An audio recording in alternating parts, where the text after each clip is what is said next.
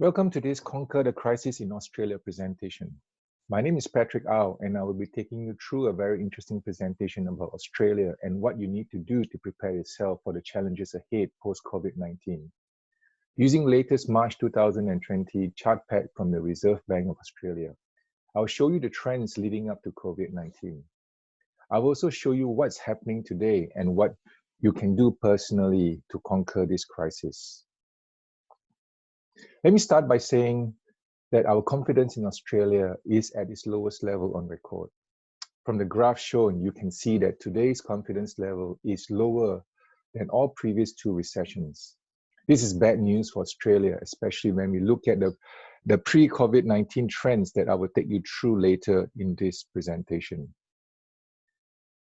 Before I proceed further, I would like to tell you a bit about myself and why I'm doing this. I'm a chartered accountant currently working as a risk professional. Outside my work, my personal mission is to help individuals prepare for the future. My articles are published in my blog, allmoneymakingideas.com. A word of disclaimer, the information that I'm presenting to you is purely for your educational purposes only. Since I do not know your personal circumstances or hold any financial planning license, this generic information presented does not constitute financial advice or any advice whatsoever. Please seek independent professional advice that will be tailored specifically to your personal circumstances. I want you to know that we are now living in challenging times. Armed with this general information, I want you to make choices that will put you in a better position to overcome the negative impacts of COVID-19. Do know that information is only potential power. It's what you do with the information that counts. How you future-proof yourself now will determine the outcome that you will get. We are living in very challenging times. The ASX All Ordinary Index dropped 37% over a one-month period. Whilst it may have gained some ground recently, it is struggling to recover.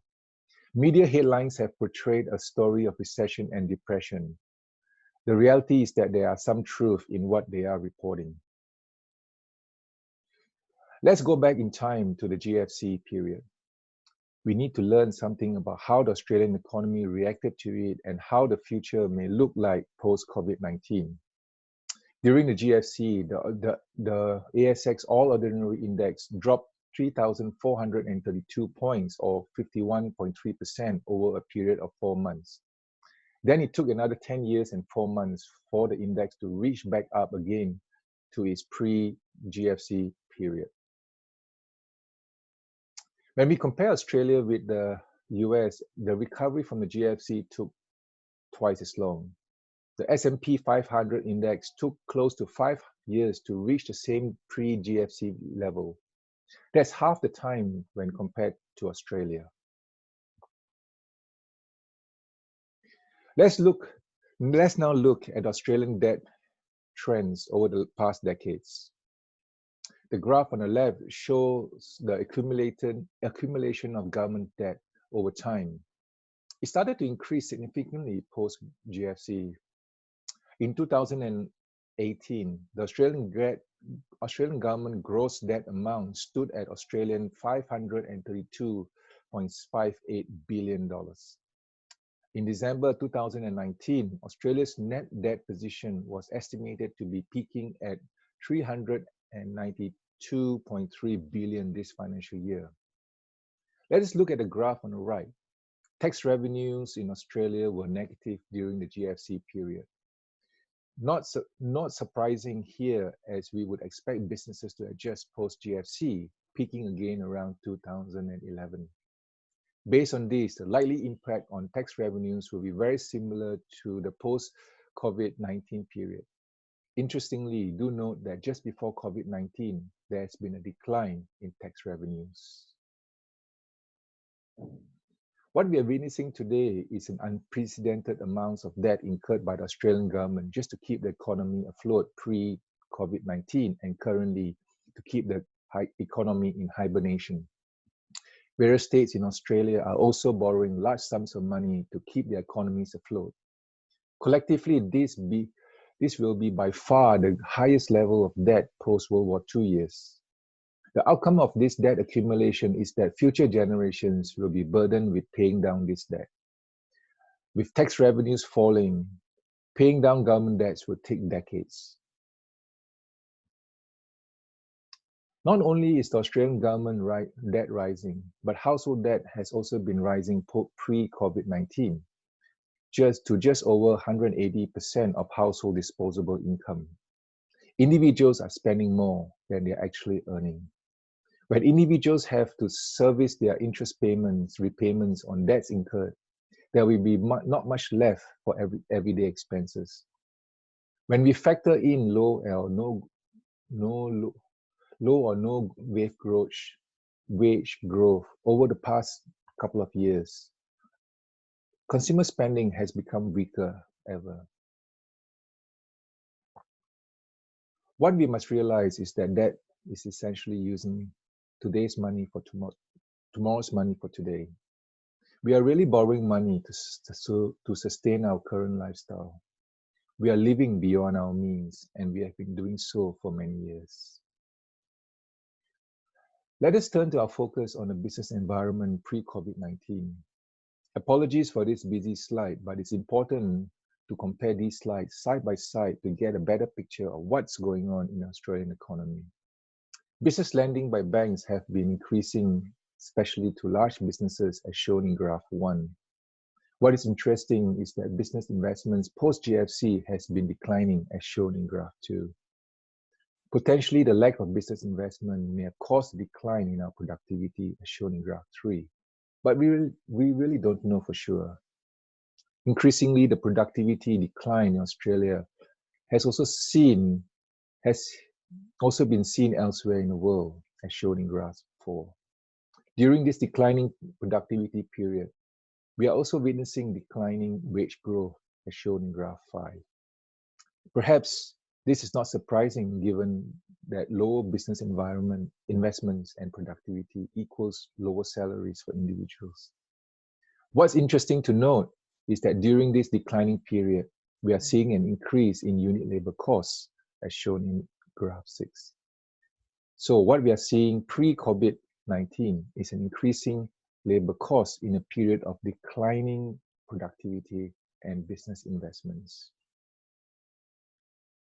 Let us turn our attention to what is happening in the job market pre-COVID-19. There were more people looking for jobs, as shown in graph 1. Certainly, we are experiencing this because Australia's business model as a country is to sustain and grow its economy by increasing its population size through immigration. According to the latest figures released by the Australian Bureau of Statistics, Australia's population grew by 1.6% during 2018, reaching 25.2 million people. Australia had one of the highest population growth rates in the OECD, which helped it avoid a technical recession during the GFC. As population grew, so too did the number of job seekers. This may account for declining average hours worked, as shown in graph 2. With more job seekers flooding the job market in Australia, people have been working less hours and taking home less pay. What we have also witnessed is a decrease in the number of job ads, as shown in graph 3. Perhaps employers may have enough employees to sustain their operations. In graphs 4 and 5, we can see that wages have decreased because there were less occupations experiencing skills shortage, hence less job advertisements. The latest March data for the Royal Morgan Employment Series shows that nearly 2.4 million Australians were unemployed. That represents 16.7% of the workforce, with an additional 1.47 million or 10.3% of the workforce now underemployed. Pre-COVID-19, the Bureau of Statistics showed a 5.1 unemployment rate. It will be interesting to see what the change will be now, given that up to 1 million workers or even more may be displaced by COVID-19. Here's a quote that sums it up all. We are facing a long period of unknown, with an added stress of financial strain. Our health, employment, career, finances, and everything that we have built as individuals and as a nation are at risk. We have seen the closure of country borders. Customers are not spending because they are kept indoors by government restrictions. When consumer demand decreases, there will be lower demand for goods and services. This has led to businesses, especially small businesses, temporarily closing and laying off workers. Do note that small businesses having less than 20 employees account for almost 98% of businesses in Australia. They comprise 35% of Australia's gross domestic product and employ 44% of Australia's workforce. Australia's solution to tackle COVID-19 is an economic plan that puts the economy into hibernation. The objective of the plan is to safeguard jobs, businesses, mortgages, and livelihoods. This effectively means that the whole population stays home in self-isolation. Unless you need food, exercise, medicine, and perform essential work, you are required to stay home. As Shane Oliver from AMP Capital pointed out, this will cause a big economic contraction. Economists are forecasting a 5% contraction of the Australian economy. The number is somewhat irrelevant as we have already seen a weaker Australian economy pre-COVID-19. How will you respond when COVID-19 has fundamentally shaped our economies? We know that the virus is spreading around the world and social isolation can last a long time. We know that Australian economy will contract and will most likely fall into recession. We know that pre-COVID-19, the Australian economy was already showing signs of a recession, propped up by large government expenditure and debt. What can you control is how you respond by knowing the difference. What matters is not what other people are doing or have done, but what you would do now to protect yourself and your family. The reality is that only a selected few will know the difference between what is within their control and what is not. Prepare for the worst, but hope for the best, as the saying goes. There are a number of compounding factors that we must be mindful of. The graphs that I've just presented earlier have shown some alarming downward pre-COVID-19 trends for Australia. Without COVID-19, the trends were not looking terribly positive anyway. Do keep in mind that the Australian stock market took 10 years to bounce back after the initial GFC shock. Based on a weaker economy, it is likely that the recovery from COVID-19 could even be longer than 10 years for Australia. I do hope that I'm proven wrong. When you borrow money from a bank to buy a house, all monies owned to the lender will be secured by a mortgage. Eventually, this means that the subject property under the mortgage is security not only for the loans made under the mortgage, but also for any other secured or unsecured loans, such as a personal loan or a credit card made by the lender to the borrower. If you do not repay the bank, they can invoke this clause and take all monies owing from you, including your properties. Personal guarantees are also common, especially if you are a small business owner. An all monies clause means that you are the guarantor in guaranteeing the payment of all debts and monies that may become owing to the lender at any time. There will be an indemnity clause that provides that the guarantor also indemnifies the lender against any loss and or damages. That practically means that if you have to borrow monies from a bank or have given personal guarantees, lenders can ask for any outstanding money and take your personal assets just to pay off any outstanding amounts. Herein lies the problem. When people do not have jobs or income, the likelihood of defaulting on a loan repayment will be very high. Therefore, apart from losing your job and income during COVID-19, you could potentially lose your house or your car by virtue of an outstanding personal loan. When we consider the fact that personal debt have been increasing faster than incomes earned by households, This is a perfect storm brewing for many jobless workers already in debt. I'm already reading news from China that couples are divorcing after being forced to live together during COVID-19 isolation. Family breakdowns and couples divorcing will only intensify as a likely fallout from COVID-19. This will be a destroyer of wealth, and the only party who will win are lawyers. Property settlements and custodial rights can be messy and can be protected. Given all these challenges confronting each one of us, there are only three factors that will determine how we cope: our attitude, our health, and our response. So what's your attitude to uncertainty? Are you optimistic or pessimistic about your future? Do you see opportunities for growth in times of trouble? What are you doing about your health and your hygiene? What social distancing and social self-isolation measures are you taking to protect yourself and your family? What are you doing to remain healthy and increase your immunity against the virus? How are you keeping your mental health in check? And what opportunities and positioning are you creating for yourself?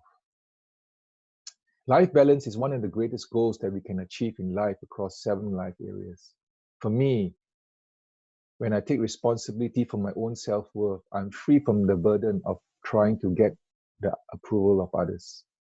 When I take responsibility for my own feelings of joy and pain, I'm free from feeling like a victim. When I take responsibility for my own financial safety, I create true financial freedom rather than being dependent on others to tell me what I can or can't do financially. When I take responsibility for my own health, I'm free of dependency on doctors and medication for my well-being. When I take responsibility for filling myself with joy and love, I'm free from the emptiness that comes from self-abandonment. When I take responsibility for trusting God, I'm free to follow my dreams and my passions. So, are you going to take control over your current situation and be responsible for the outcomes of your actions and feelings?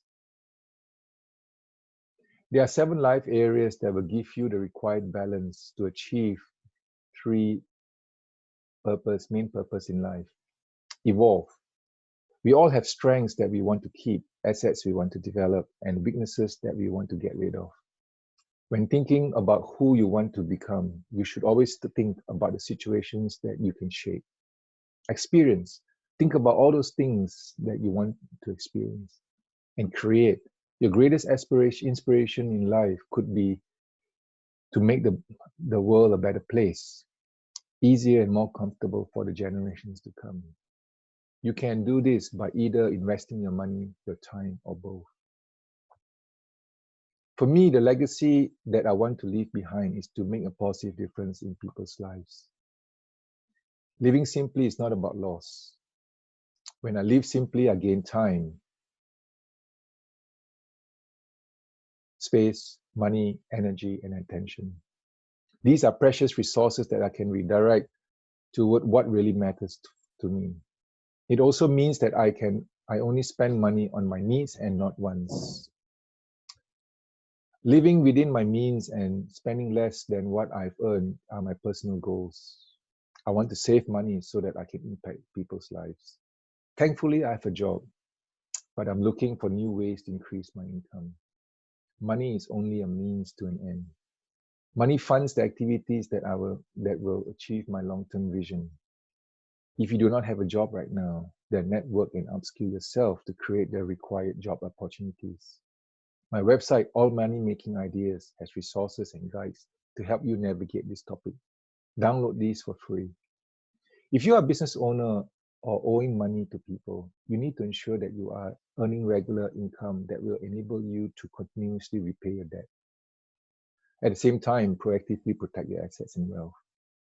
If you can't find a job or is jobless at this point in time, then you need to register for the appropriate government financial benefits. Create a spending plan or budget and seek out other sources of income. Jump onto my website for a comprehensive list of money-making ideas that you can embark on. For me, lifelong learning and being productive are vital ingredients for me to grow my own career and personal life. I've learned that people and businesses will only pay for value created. Health-wise, I've recently lost 15 kilos over a 16-month period. I'm feeling more energetic, alert, and doing more things that will enable me to achieve my long-term vision and goals. I'm also coaching people in various communities that I belong to. This is my way of giving back to society. So it's over to you now. Success is a choice. Choosing to be successful isn't a moral decision. You can be a good person or a bad person and be focused on your goals. You can be a good person and choose to be average. It's really your choice, the life you live, you will live. It's your choice if you're going to be happy, healthy, or financially successful. As you take steps towards your goals, your confidence will increase. As your confidence increases, your belief that you will succeed will grow.